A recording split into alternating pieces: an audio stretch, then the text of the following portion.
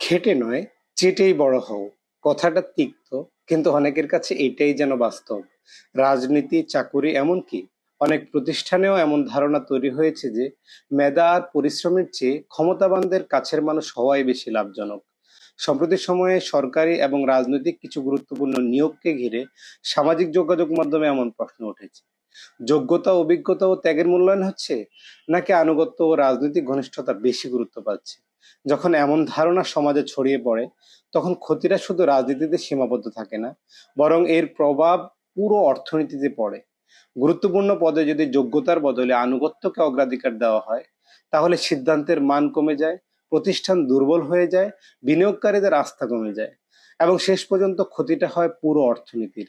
সবচেয়ে বড় আঘাত লাগে শিক্ষার্থীদের মনে, যখন একজন শিক্ষার্থী মেধাবী হওয়ার পরেও যিনি দেখেন পড়াশোনার চেয়ে তদবির এবং রাজনৈতিক পরিচয় বেশি ফল দিচ্ছে, তখন তার প্রেরণা ভেঙে যায়। ধীরে ধীরে জ্ঞান চর্চার জায়গা দখল করে নেয় শর্টকাট সাফল্যের মানসিকতা। একটি দেশের ভবিষ্যৎ নির্ভর করে মেধা, সততা ও শ্রমের উপর।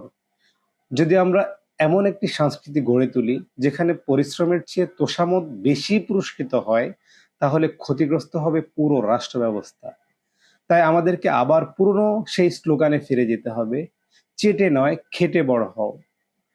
আমরা কি সত্যি মেধাভিত্তিক সমাজ গঠন করতে পেরেছি, নাকি এখনো তোষামোদের সংস্কৃতি আমাদের পিছিয়ে দিচ্ছে?